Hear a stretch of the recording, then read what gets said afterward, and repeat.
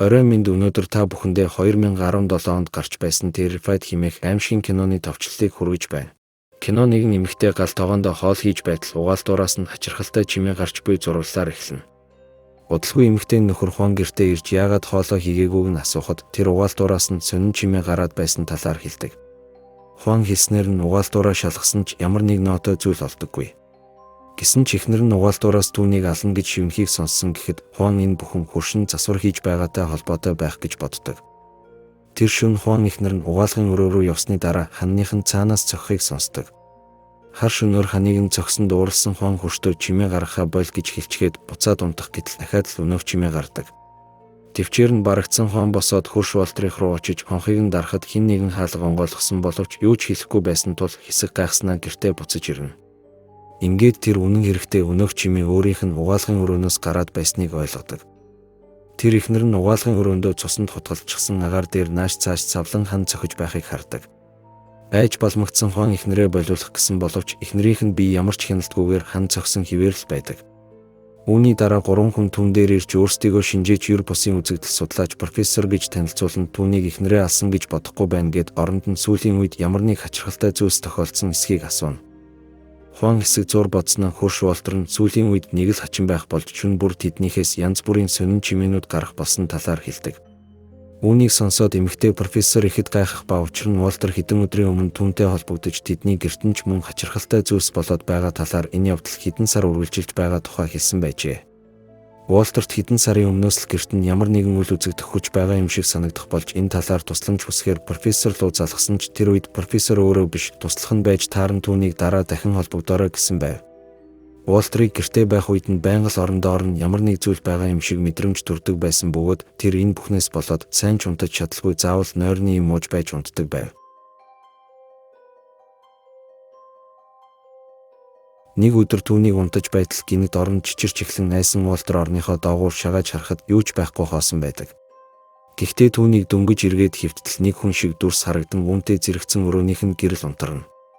Уолтер гэрлийнхээ унтраалгыг дарсан ч гэрэл нь эргэж асаагүй тул орныхон доор гэрлийн залгуур байдгийг санаж залгуурыг залгахад гинэд нэг хүн шиг зүйл өрөөнөөс нь гүйн гарах нь харагддаг. Айсан Уолтер хүнчлөө толгой дээгүүрээ нөмрөөд мэддэг хамгал маань мэгзмээ уншиж гарна. Маргааш өглөө нь түүнийг сэрхэд гэр нь бүхэлдээ газар хөдлөлтөнд өртсөн юм шиг эмх замбраагүй болсон байдаг. Уолтерт шуудхан л профессор руу залгаад өнөөх сүйтгэнсэн дүрс зөвхөн юм хөдөлгөх биш одоо бүр түүний өмнө гарч ирэх болсон талаар хэлсэн ч ахаад л туслах нь аваад ямар нэг нотлох баримтгүй учраас туслахаас татгалздаг. Үдээс хойш нь Хуан Уолтер дээр ирж хан цохиод байгаа чимээний талаар асуухад тэр засвар хийж байгаа юмаа гэж шалтгаална. Ингээд тэр оройноо Уолтер нотлох баримт цуглуулахаар шийдэн шүн болоод байгаа үйл явдлуудыг бичиж авахын тулд өрөөндөө камер суйрлуулдаг. Гэтэл Уолтерыг орондоо ороод удаагүй байтал хачирхалтай чимээ гарч түүнийг сэрэн. Уолтер чалгуурхнаар орондоогоороо шагаан харах ба яг энэ үеэр өнөөх суйрлуулсан камер нь гинэд шалан дээр ундаг. Ингээд түүнийг цонх руугаа хартал нэг хачирхалтай сүйтгэнсэн дүрс харагдаж айсан Уолтерч гэрлээ бушуухан асаахад өнөөх дүрс алга болсон байдаг. Уолтерч камераа аваад бичлэгийг нь үзэж эхлэхэд түүнийг унтаж байхад нь нэгэн аимшигтай хүн сүг шиг зүйл түүнийг харж зогсож байснаа алгуурхнаар шүүгээ рүү явж орох нь харагддаг. Яг энэ үед л камер нь доошоо унсан бололтой байв. Шоконд орсон Уолтер шүүгээ рүүгээ нэг хараад маш их айж байсан ч зориг гарган шүүгээнийхээ хаалгыг онгойлгон доторхыг нь нэгжиж үзнэ. Шүүгээнд нь түүний үлгүүртэй хувцснуудаас өөр юу ч байдаггүй бөгөөд тэр камерны бичлэгийг баг зэрэг ухраан удаашруулж үзээд үнэн хэрэгтээ өнөөх хүн сүг орныхон доороос гарч ирсэн болохыг ойлгодог. Тэгтэл гинэд шүүгээнийх нь хаалга өөрөө онгоох бөгөөд өнөөх хүн сүг шиг зүйл дотор нь байдаг. Уолтер айдас давтан шүүгээ рүү хялмхийж хараад өмнөө байгаа бууныхаа тусгалд өнөөх хүн сүгийг олж харан алгуурхнаар буугаа авах гэж оролдтол гинэд ямар нэгэн далдын хүч түүнийг газар хүчтэй савн унгааж үүний дараа эргэн тойрон нам гүм чимээгүй болдог. Маргааш өглөө нэг хүү тоглож байсан бөмбөгөө санамсаргүйгээр Уолтерийн хашаа руу өнхрүүлэн цангасандаа болоод гадаах гоожуураас нь ус сууж байтал Уолтер гэр дотроосоо хүү рүү ихэд уурлан түүнийг хурдан яв гэж хөөдөг. Айсан жаал бөмбөгөө тэрвэн аажуухнаар ухарч байтал гинэд нэг ачааны машин дахиж ирээд хүүг мөргөж орхино. Энэ чимээнээр ойр орчмын хүмүүс цуглан Хуанч мөргүүлсэн хүүг хөрш Алишагийнх нь хүү болохыг таньж хөрш Алишагаа дуудахаар явдаг. Удсамжгүй цагдаа нар хэргийн газарт мөрдлөг хийхээр ирж цэвэрлэгч нар гудамжин дах цусыг усаар угаан арилгах ба энэ нь чухал ач холбогдолтой байсан нь дараа нь тодорхой болно. Жаал хүүгийн оршуулгын ёслолын дараа Хуан хурш болдроо сүүлийн хэдэн өдрийн турш хараагүйгээ санана. Харин энэ үеэр задлан шинжээч Жон цагдаагаас дуудлага хүлээж авах ба тэд түүнийг нэгэн учир битүүлэх хэрэг дээр туслахыг гуйдаг. Жон хэргийн газар дээр ирээд цагдаа нарыг дуудсан хүн нь хэдэн өдрийн өмнө хүүн машинд дайруулж нас барсан Алиша болохыг ойлгоно. Алиша цагдаа нарт хаалганыхан гадна хачирхалтай чимээнүүд сонсогдож түүнийг харах үед хүүхдийн нойтон мөр болонд нэг жаал хүүгийн дүрс харагдсныг хэлдэг. Жон үүнд нэг их гайхаагүй бөгөөд үүнийг хачирхалтай үзэгдэл биш харин Алишагийн төсөөлөл гэж боддог. Тэр Алишаг хүүгийнхээ үхэлтэд эвлэрч чадалгүй өөрөө хүүгээ булчнаас нь ухаад гаргаад ирсэн байна гэж сэжиглэнэ. Ингээд Жоныг цагдаа нартай ярилцаж байтал ширээн дээр байсан аягатай сүү өөрөө очиж Жон ч хэсэг зуур эргэлцсэний хүүгийн цогцыг яаралтай буцаан болж энэ хэргийн талаар цагдаагийн хавтаст хэрэгт тусахгүй байхыг санал болгодог. Учир нь энэ хэргийг хариуцж байгаа мөрдөгч Пиз Алишагийн хуучин найз залуу байв.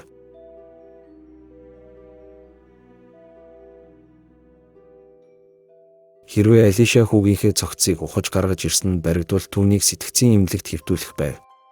Ийм зүйл болохгүй тул Жон Пизэд цагдаагийн хавтаст хэрэгт цогцос хөдөлсөн нь үхлийн дараах булчин таталтаас болсон гэж бичгийг зөвлөөд мөн Алишад тайвшруулах юм өгөхийг санал болгодог.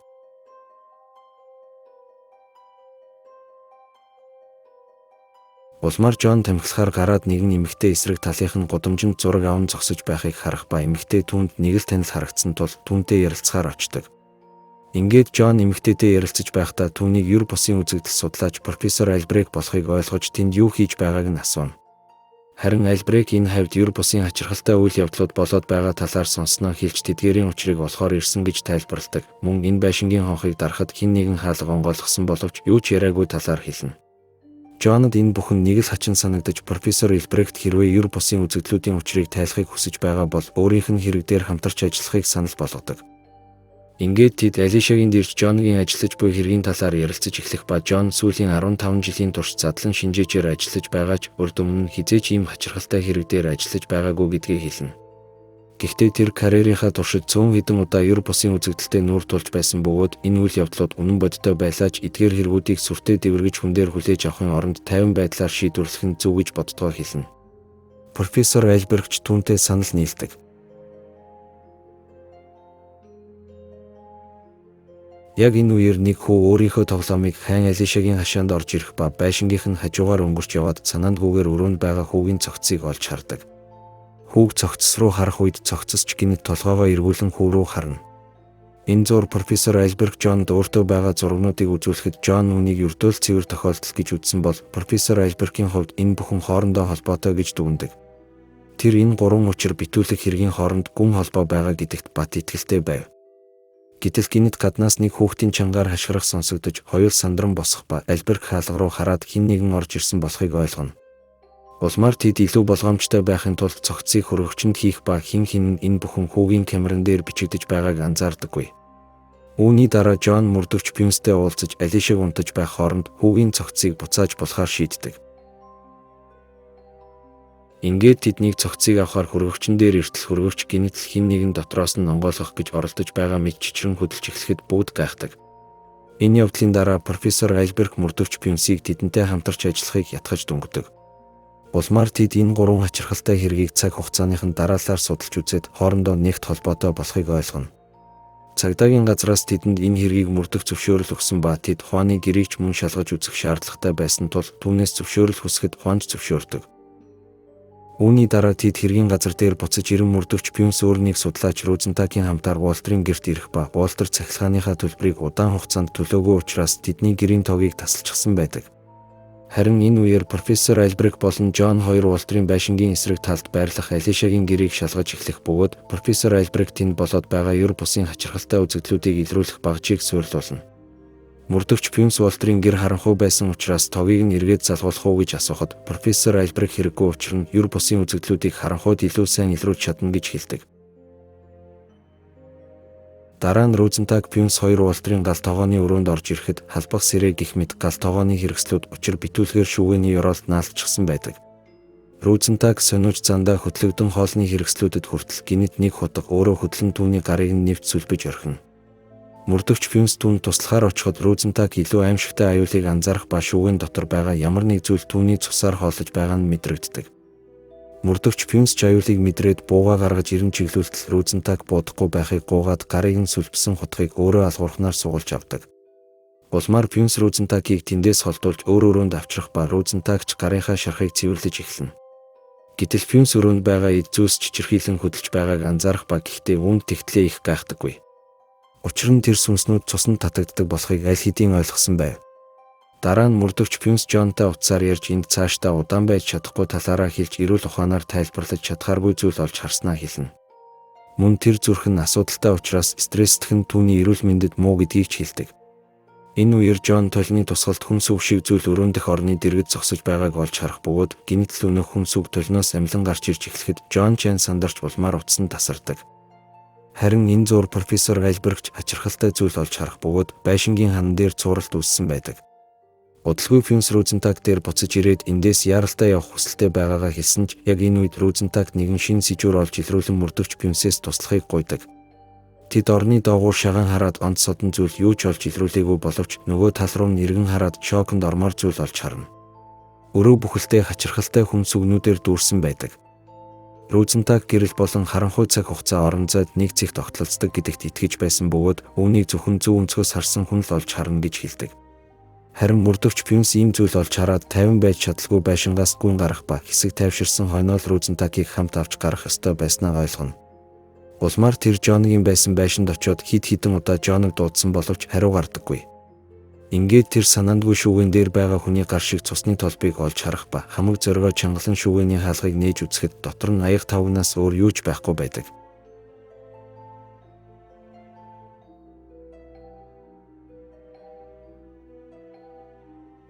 Гинэт тэр Розентагийн зөвхөн зөв өнцгөөс харсан хүн л үннийг олж харна гэж хэлснийг санах ба шүүгэнд ойртон хөдөлгөж үзэхэд дотроос нь ямар нэгэн чанга чимээ гардаг. Ингээд зориг гарган шүүгэний хаалгыг онгойлгож үзээд шокнд орно.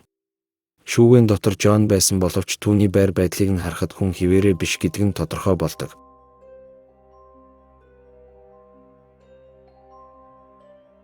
Энэ үеэр профессор Альбрэх хандах цуурхайг судалж байгаад дотор нь хэн нэгэн нуугдаж байгааг олж илрүүлэх бөгөөд энэ нь сургаггүй алга болоод байсан Волтер байдаг. Гэтэл яг энэ үед мөрдөгч Пюнс түүн дээр ирж Жонд муу зүйл тохиолдсон талаар хэлдэг. Тэгээд тэр профессорт өнөө шөнө энд болоод байгаа үйл явдлуудад итгэх хэрэггүй учир нь энэ бүхэн ер бусын хүчний нөлөөнөөс болж байгаа гэж анхааруулна. Үүний дараа профессор Альбрэх Розентагтай холбогдож хэрэг хяналтаас гарсан учраас цаашид мөрдлөг хийхээ зогсоох хэрэгтэй гэж хэлсэн ч Розентаг түүнд хариу өгдөггүй. Улмаар профессор Альбрэх мөрдөгч Пюнсэд олж мэдсэн зүйлээ тайлбарлах ба түүний олж мэдснээр энэхүү хачирхалтай хүн сүвшиг зүйлс усаар дамжин тархдаг байна. Осолд орсон хүү Волтерийн гэрийн уснаас уусан бол цагдаа нар хүүгийн цусыг усаар угаан арилгахдаа санамсаргүйгээр өнөөх усыг ус сувгийн хоолой руу оруулсан ба иймээс л ухааны ихнэрт янз бүрийн чимээ сонсогдсон байжээ. Дараа нь Альбрэх хандах цуурхайг үргэлжлүүлэн судалж байтал гинэт нэг чөтгөрийн гар гарч ирээд профессорын толгойноос барьж аван өгзрөн татдаг. Энэ үйл явдал үнэхээр нүд хальтрам аимшигтай байсан учраас мөрдөгч Пюнсийн зүрхнийх нь өвчин хөдөлж зүрх нь хаагдаж эхлэх ба яг энэ үеэр нэг аимшигтай чөтгөр шиг зүйл ханнаас гарч ирэх нь харагддаг. Энэ үеэр Розентаг камерынхаа бичлэгийг шалгаж байх ба ард нь байсан хувцсны шүүгэний хаалга гинэт өөрөө нэгдэхэд тэр ч үнхэлцгээ хагарталтай. Харин аз болоход Пюнсийн аимшигтай шөнөөс амьд үлдэж чадсан байх бөгөөд ухаан ороод харахад нь өрөөндөх бүх ид тогшил өөртөө хөдөлж байдаг. Гэтэл яг энэ үед түүн дээр Алиша хурж ирнэ. Пюнс Алишагаас өөрт нь туслахыг гуйсан боловч Алиша түүнд ихэд уралсан байдаг. Учир нь тэр хүүгийн утасны бичлэг дээрээс Пюнсийг хүүгийнх нь цогцыг хөргөгчөнд хийж байхыг олоод үзчихсэн байжээ. Гэсэн ч Пюнс түүнээс туслахыг гуйсаар л байсан тул Алиша ч эцэст нь өмнөх харилцаагаа бодоод зөөлрөн. Улмаар Пюнс Алиша хоёр байшингаас гарч Пюнс ч яг Алишагийн машинд суух гэж байтал гинэт хүүгийн цогцыг олж харна. Айж цочирдсан Пюнс Алишаг бүрэн солиорч гэж бодоод өөр машинд бушуухан сууж эмнэлэг рүү хөдлөх гэж байтал профессор Альбрэх гинэт аимшигтай байдалтайгаар гарч ирээд түүнийг бүр чихээр айлгадаг. Ингээд Пюнс тэндээс хамаг хурдаараа хөдөлж хэсэг явсныхаа дараа замын хажууд ирж зогсон станцаар найзтайгаа холбогдно. Найзынх нь хэлснээр Алиша цагдаагийн хилцээр очиод хүүгээ алга болсон гэж мэдүүлсэн тул цагдаагийнхан аргагүй нэрхэнд түүнд Пюнсийн байршлыг хэлж өгсөн байдаг. Тэд Пюнсийг энэ хэргийн талаар мөрдсөн хിവэр байгаа гэж бодож байсан тул хэргийн газар дээр очиход Пюнсийн машин байхгүй байжээ. Пюнс үүнийг сонсоод хамтрагч нар лугаа яаралтай холбогдсон тэднийг тэндээс бушуухан явахыг анхааруулна. Харин хамтрагч нар нь түүнд задлан шинжээж Жон байшингийн гадна нэг л сонин байдалтай зогсож байна гэж хэлэхэд мөрдөгч Фюнс тэдэнд түүнийг тоолгүй орхиод тэндээс бушуухан яв гэж хэлдэг. Гэхдээ Фюнс хэсэг бодсныхоо дараа өөрөө буцаж очсон нь зөв юм байна гэж шийднэ. Ингээд тэр буцаж очмогцоо 2 канистр бензин машинаасаа гаргаж авах ба энэ ер бусын далдын зүйлсийг шүүлсэн байшинтай нь хамт юучгүй болтол нь үндсээр нь шатаая гэж бодсон байжээ.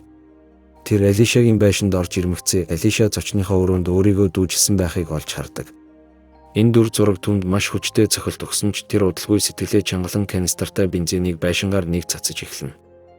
Гэхдээ түүний шүдэнд зурах тоолонд шүдэнц нь унтарчхаад байсан бөгөөд Фюнс Жон хажууд нь зогсчхоод шүдэн засах бүрт нь үлээж унтраагаад байгааг олж хардаг. Үхтлийн айсан Фюнс ч тэндээс бушуухан холдоод бензин руу гал нээхэд бензинч дүрлцэн асаж эхэлнэ.